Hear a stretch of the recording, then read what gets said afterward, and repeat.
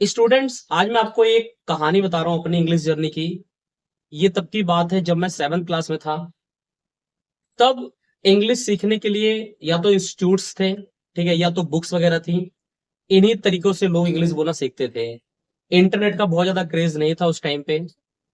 तो मेरे को इंग्लिश सीखने की बहुत ज्यादा इच्छा थी, बहुत ज्यादा विश थी। तो मेरे पड़ोस में एक लड़की रहती थी। उसके पास एक ग्रामर की बुक थी। तो किसी ने मुझे बताया कि इंग्लिश सीखने के लिए वर्ब सीखना बहुत जरूरी है। तो मैंने कहा ठीक है। तो जब वो पढ़ रही थी तो मैंने देखा कि हाँ, इसमें ना वर्ब की फॉर्म भी लिखी हुई है। तो मैंने उससे बोला कि आप ना मुझे ये बुक दे दीजिए और मैं वर्ब की फॉर्म लिख लेता हूँ और फिर मैं आपको रिटर्न कर दूंगा। तो एक दो बार मैंने बोला, बट उसने मना कर दिया उसके लिए। उसने नहीं दिया।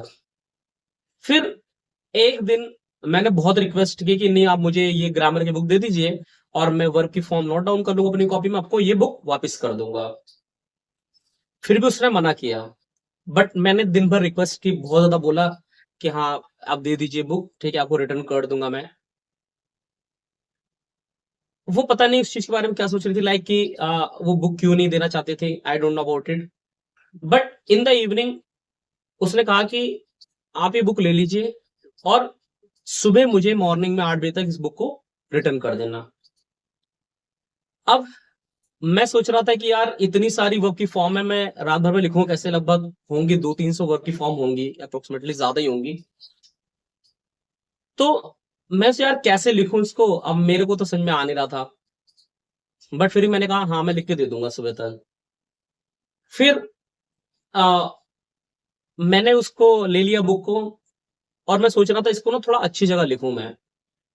तो मेरे पड़ोस में एक अंकल थे। वो कहीं काम करते थे, तो उनके पास A4 साइज का पेपर था। और ये तब की बात जब की बात है जब मुझे ये भी नहीं पता था कि मार्केट में A4 साइज की सीट मिलती भी है। मुझे पता भी नहीं था कि A4 साइज की जो सीट है वो दुकान में मिलती है। तो मैं सोचा इनके पास है, इनसे मांग लेता हूँ, तो उनसे ले लिया मैंने। फिर उन सीट्स पर ही मैंने, एक तरफ उस पे ऐड वगैरह था, कुछ मुझे नहीं पता ऐसे ज्यादा, लेकिन एक तरफ वो सीट ब्लैंक थी। तो एक तरफ जो ब्लैंक थी, मैंने उसी पर उस फॉर्म को लिखना चालू किया।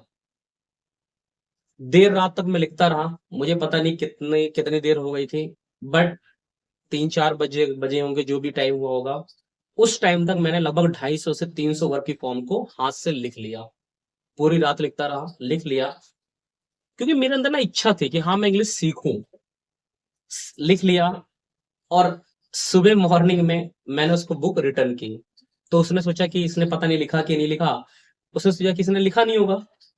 बट मैंने जब अपनी सीट्स दिखाई कि हाँ, मैंने लिख लिया है, तो उसके होश उड़ गए एक तरह से कि ये बच्चा छोटा सा, इसने कैसे रात भर में लिख डाला।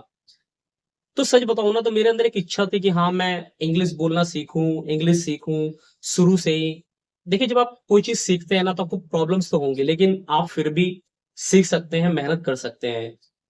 तो मैंने उन फॉर्म्स को ना सिर्फ लिखा, बल्कि आने वाले टाइम में उनको याद भी किया और उनको यूज भी किया। तो आई थिंक आपको कुछ समझ में आ गया होगा कि अगर आप कोई चीज सीख रहे हैं तो आपको भी कठिनाइयों का सामना करना पड़ेगा, लेकिन आपको रुकना नहीं है। आपको सीखना है। और स्पेशली अगर आप इंग्लिश बोलना सीखना चाहते हैं तो अब तो बहुत ईजी हो गया है। ठीक है, हर चीज इजीली अवेलेबल है और आप सीख सकते हैं।